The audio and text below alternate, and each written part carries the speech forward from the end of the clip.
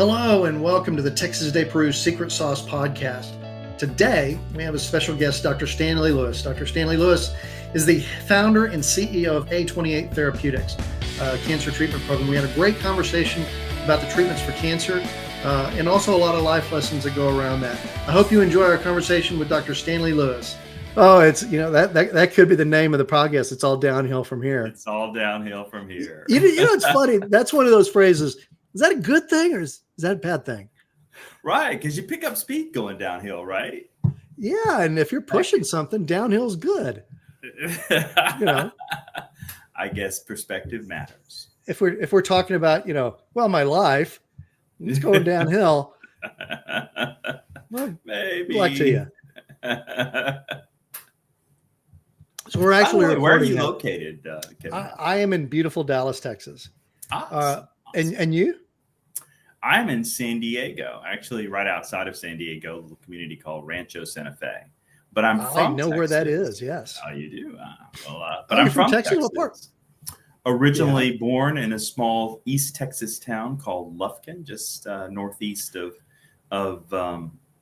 Houston. And I'm familiar with it. I've been there a number of times. Oh, my God. Yeah, that makes two of us. And so I went to college at the University of Texas in Austin, Hook'em Horns. And I did too for a while. Well, congratulations. Mine's not that storied. Mine is more typical than storied. So, well, in any event, I ended up going to medical school at University of Texas in Houston. Okay. Where I've been there a number of times. There you go. Well, look, our paths we just keep missing each other because we're definitely in the same geography. And then I moved back to Austin for a brief period of time before coming out to California and chasing biotech dreams. So now I'm here, and I don't know what's next, but I'm taking it one day at a time. Awesome. So I a little bit about me and a little bit about why on this. I've been in healthcare life sciences in business development mostly, or different leadership roles for about the last years. Mm-hmm. And about 14 years ago, some of my clients and some of my fellow colleagues and I got together and we founded a mission team organization to send teams of surgeons down to Peru every summer. And we've done that most every summer with the exception of the COVID years. And we'll typically see, depending on the caseload and the specialty, 300-ish patients during our week there, do about 25 to 40 surgeries, go to Machu Picchu, drink pisco sours, have a whole lot of fun, change a lot of lives, help a lot of people, and have a whole lot of fun doing it. So, oh, that's awesome. I'm closely affiliated with a group called Faith in Practice that does a very similar mission down in Guatemala. I have actually never gone. Every time that there's been an opportunity for me to go, something comes up in my life that prevents me from going. But I've been a financial supporter for years, and I have colleagues that absolutely love it. I love seeing all the pictures and the great work that they do. So I'm familiar with the Texas de Peru mission through another organization, and I applaud it and support it. Well, thank you so much. I can tell you from experience, there is never a perfect time. And there is never a perfect qualification. In fact, I got a really good friend of mine. I watch him talk himself out of it every year. And, that might be me. It could be a good case study, actually. Right. But no, seriously, there's no perfect time. There's no perfect qualification either. And I guess I'm certainly not qualified to do surgical missions, but I can find some people who are, and I'm qualified enough to do that. So it's kind of like the biggest game of stone soup. You know the story. No, I'm not. Stone soup. I have heard that. You have to. So for folks who haven't heard the story of stone soup, basically the story or fable, I don't know if it's an Aesop's fable or anything like that, but basically two poor people walk into a town. They have nothing, and they have no food, and they set up in the middle of the town square, and all they have is a big soup pot. They fill it full of water and put a stone in it. They start stirring that pot, and people will walk by and say, "Hey, what are you doing?" I'm making stone soup. You're welcome to join us for dinner later if you want. Oh, I'd love that. That sounds lovely. Hey, by the way, you got any potatoes? Yeah. and before long, you've got a full meal for the whole community. Full soup. Yeah. Really. And so what we do is the same way. It's like, hey, Doc, would you like to come over? Yeah, I really do. Do you know an anesthesiologist? Right. You got any samples of some medications that you're not using? Oh yeah. And a whole lot of that. Actually, we don't do the samples very much. That's kind of controlled, but definitely the supplies. Your gauze and your suture and your whatever you got around. Whatever you got laying around. And I don't want to encourage theft, but if you see a suture, they're not looking. Oh yeah, I felt so. I did have one occasion where somebody basically gave me. There were lidocaine samples from anesthesia trays that they weren't using. They just didn't use them, and they collected them in a box. And I met somebody in a parking lot to get a shoebox full of lidocaine. Oh my gosh, that's a story to tell right there. Well, we used to go, and whenever you go to hotels and they have all of the extra sort of samples of soap and the little lotions and all that sort of stuff. Like, you're staying in the hotel room, you're going to leave. Just grab that. It's free. Well, and that's a good thing to do. Like, we'll encourage people to bring those on our missions, but any other, if you can basically get some hygiene supplies to folks who need them, and they're gratis sort of anyway. Yeah. I mean, knocking the card over in the hallway is probably a little bit much, but right. No, we didn't make any card runs. Just just what was in your room that you didn't use. That's all.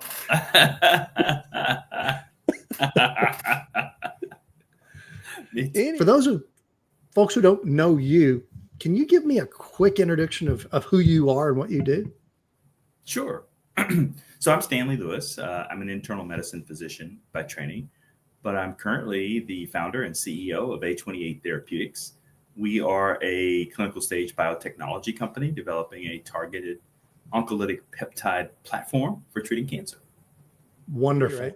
So one of the things that I'm real big on is passion projects. Personally, I think passion projects fuel your life. Texas Day Peru for me, obviously that's a big passion of mine. Can you share some insights into, what gets your motor running? What are the passion projects that you're all about?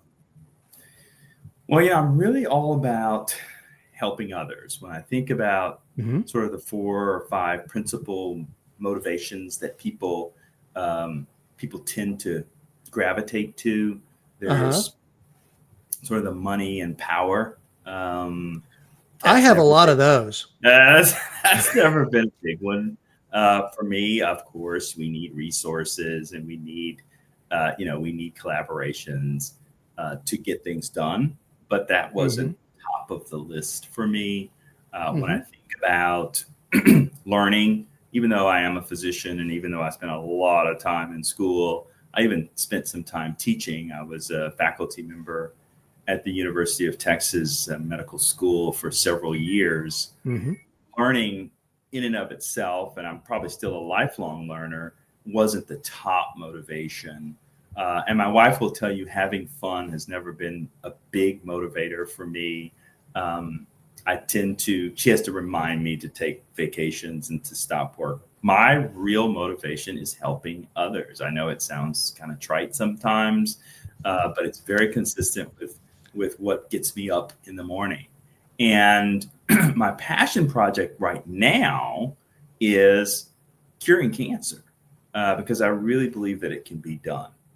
Can we please do that? I'm working on it. Just give me a little bit longer and a lot more money. I don't know about you, but I'm just a little bit tired of cancer. Yeah, it's getting on my nerves. And that actually is a big sort of reason why I do what I do. I lost my dad to cancer. He died of gastric cancer that had metastasized to his liver after we found out, which he was late in the diagnosis. When he was late in the course of the disease, when we got the diagnosis, he was gone in about 3 months. My wife, however, her grandfather rather, was also diagnosed with gastric cancer. He went to the same institution, MD Anderson Cancer Center, that my dad went to. He went to the same doctors that my dad went to. However, they were able to cut his cancer out because it hadn't metastasized to his liver. And he lived another 30 years. So, in fact, he just recently passed a couple years ago from complications of COVID. So it dawned on me, and this is sort of like a duh thing for a physician to say, but boy, if you can get to it earlier, if you can get to it particularly before it gets to your to spread to your liver, you can make a real big difference in the prognosis and the outcomes for patients. So that's a real motivator behind the platform of drugs that we're creating at my company. I think another thing is before I went into developing drugs to treat cancer, I was developing drugs to treat HIV disease. And HIV patients and cancer patients have a lot of things in common. One of those things is that the medications that we use to fight those diseases tend to be very toxic. It's gotten a lot better in HIV, but not so much in cancer. So when I was developing the first drug that I got approved for treatment of HIV disease, it was important to me that medication be very well tolerated. I don't think you should have to, trade your quality of life for a few more months or years of life, right? Right. And so I'm trying to bring that same mindset and mentality and guiding sort of North Star to my development of cancer drugs. The vision of our company is that patients no longer have to fear cancer or its treatments. So one of the things I love about what I'm doing right now is the idea that I get to bring a medication that appears to be extremely effective as well as very well tolerated to patients. So I'm very passionate about this disease because it took my dad, and I'm very passionate about making sure that patients have options that they can tolerate. There's not a single one of us that cancer hasn't touched, at least in one way or another. If I had a magic wand, which would I prefer to get rid of, diabetes or cancer? I don't know. That's a tough one. You'd have an interesting debate on that. Yeah. Well, diabetes is next on my list. So just let me get rid of the cancer first, cool. and then I'll get right on that. Cool. I appreciate it. Oh man. So let me ask you a question. I kind of alluded to it a second ago. I don't know if I told you this, but the genesis of this whole thing was looking for basically wise words to tell my sons that are beginning their professional careers. And it's really morphing in a lot of pretty interesting ways. But, what sort of advice would you give to a younger version of yourself or somebody that's beginning their career that you have gone to over and over that has really helped you keep moving the ball forward? Well, there's a lot of things that I think kind of pop into mind because you only have to pick 5 on this journey. Believe me, you'll make a lot of mistakes. But because there's no blueprint, right? There's no blueprint to being an entrepreneur or a human being. Or even a human being. Thank you. But I do believe that one thing that I would encourage folks to do that I didn't do very well. So, practice what I preach, not necessarily what I practice, is circulate. People matter. You have to get out there and engage people. I have an old saying. Well, I shouldn't say it's an old saying if I said it, right? But it's because I'm young. Because I'm young, right? But I've thought this for many years that preparation is to performance as circulation is to luck. So if you circulate, you will generate your luck. You'll meet someone. They'll tell you something. It'll ring a bell. There'll be an echo. It'll be the puzzle piece that you've been looking for that you haven't been able to come up with on your own. You'll have to circulate if you want to be successful. And I'm a natural introvert, despite the fact that I agreed to come on your show. I'm actually a very introverted person. I do enjoy one-on-one conversations or conversations in a small group. And interestingly enough, I can be quite entertaining if you give me a microphone and I'm speaking to thousands. But when I'm in a group where there's 10, 20, 30 people, I really start to shrink. And I'll just go find a nice corner where I can stand and hopefully nobody sees me.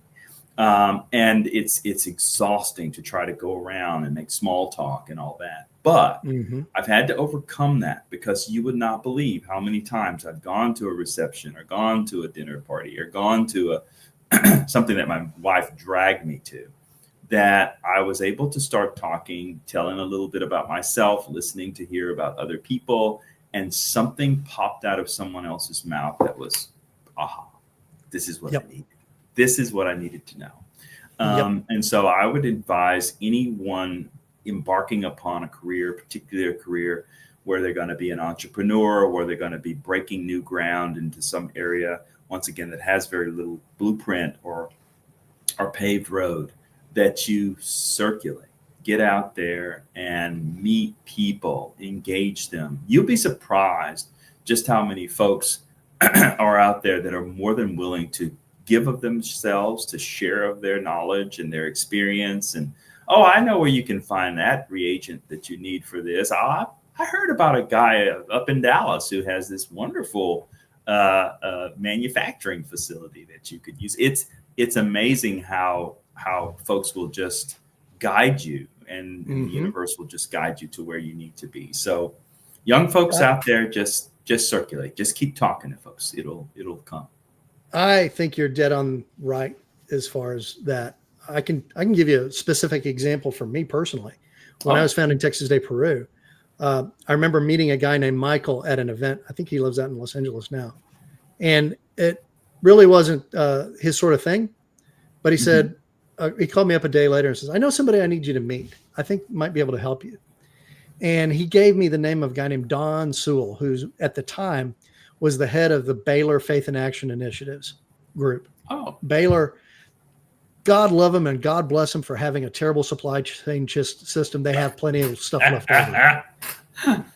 And they do a real good job of donating it. And Don and I got together and we didn't even finish our French fries. And he said, whatever you need. Wow. And that's so cool. And for the last decade and a half or so, if they've had it and we needed it, they've given it to us. And that, including their logo, because I was like, can I their logo and promotions and give us a little more validity, give us a little more, and you said a mouthful there. I mean, I don't know if it's on this side of the screen, that I've made a goofy little logo for this podcast. Thank you, AI. But we made our goofy little Texas Day Peru logo, and we made these little pins. Well, these little lapel pins, and we'd give them out to people and at events. And we joked that one day they would be just as popular as Livestrong bracelets. And who knows? Who knows? But the point is you're exactly right. If you're not circulating in there, if you're not basically telling the story, having the conversation, listening to other people's stories and conversations, you won't make that connection. Those connections are vital. And then second, to your point, credibility means everything. Yeah. And it really my goodness, does. You can't beat it. Having the credibility of somebody who has credibility, or the affirmation of somebody who has credibility, what a difference that makes. Which is, it's a good thing you're on this. You're making me look smart. So. Well, thank you, Kevin. I appreciate that. I don't know if I believe it, but I appreciate it. What, that I'm not smart or Oh, not able to be made smart? There's a question on that point, but there it is. No comment. So one final question, and this is kind of the hard one. Is there something we should be asking you? Well, I don't know. I think that everyone needs to sort of have their North Star, right? You need to know sort of what guides you. We talked about motivations earlier, and mine being to help others was just, it's my reason for waking up every morning. Yep. It's one of the things that I think is important that you kind of get in touch with. And by the way, there's nothing wrong with your motivation being to learn every day, to learn something new. There's nothing wrong with your motivation being able to, being that you want to have fun every day.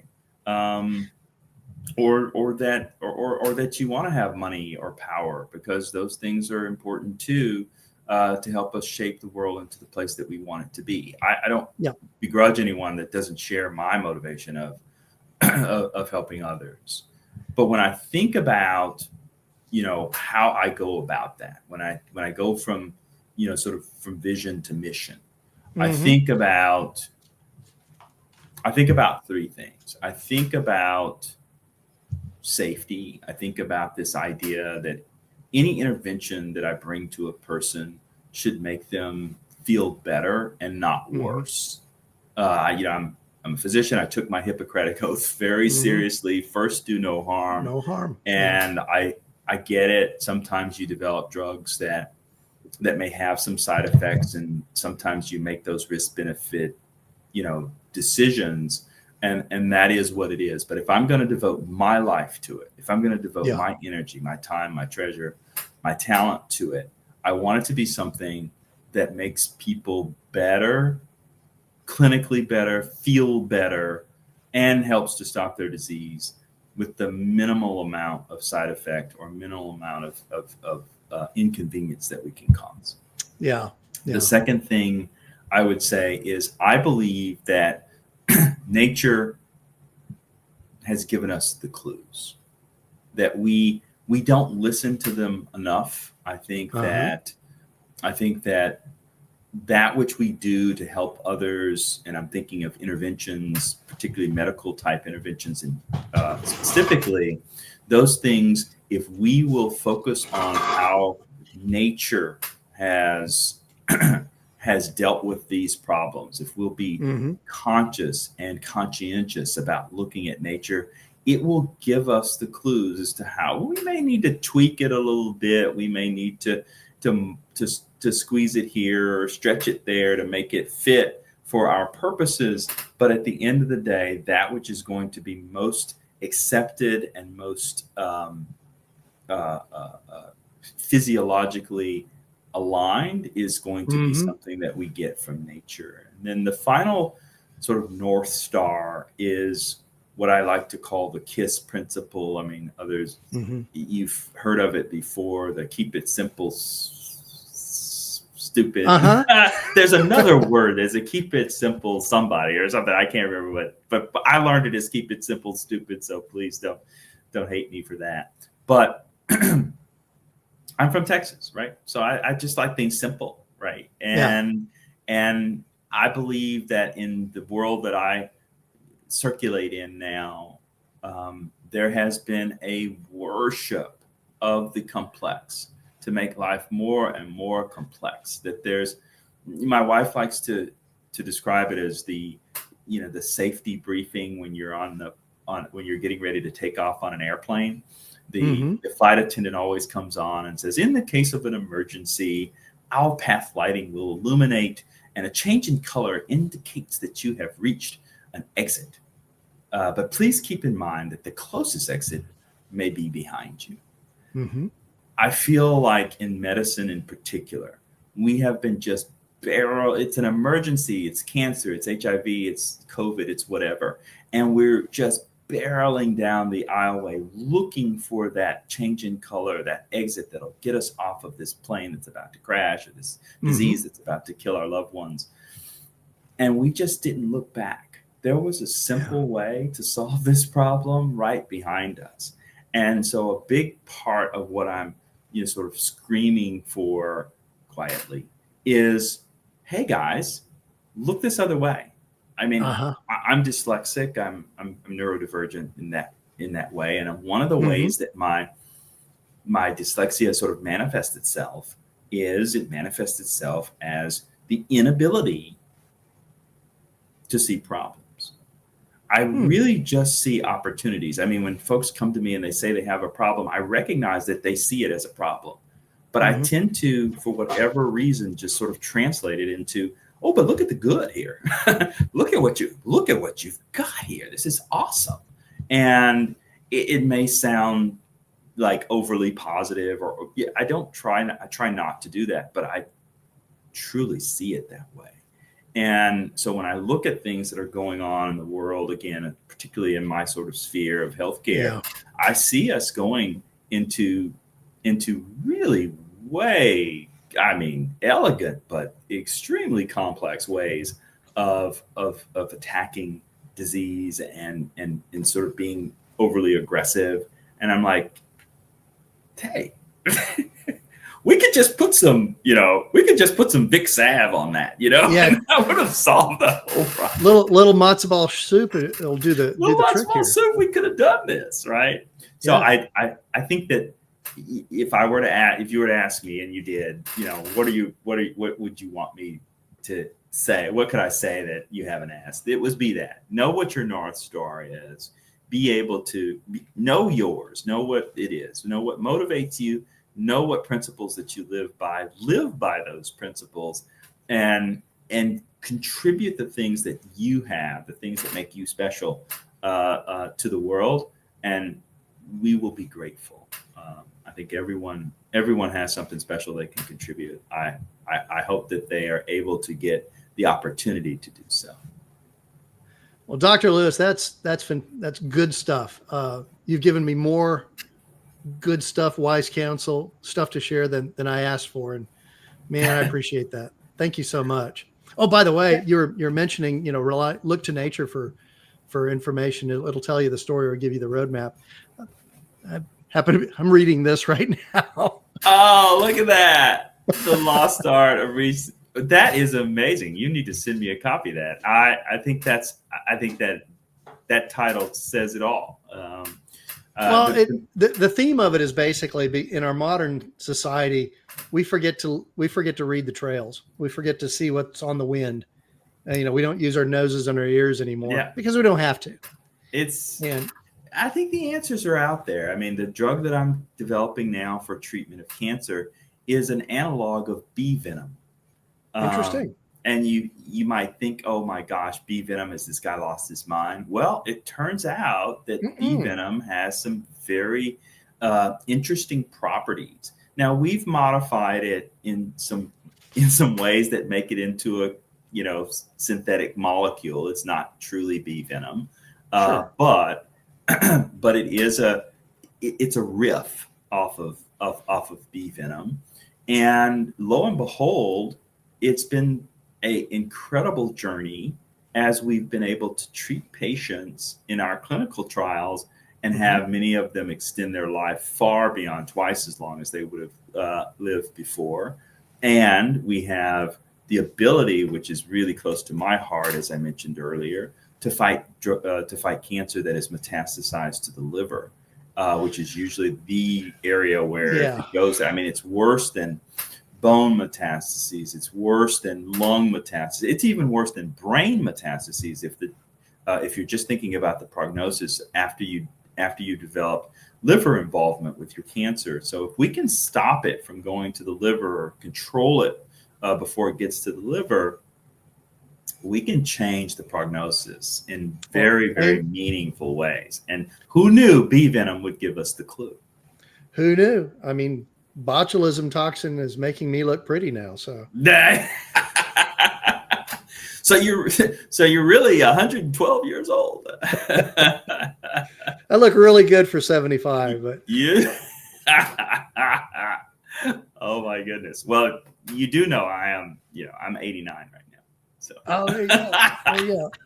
Well, let me close this out right quick and say thank you once again. I have one question I didn't ask you.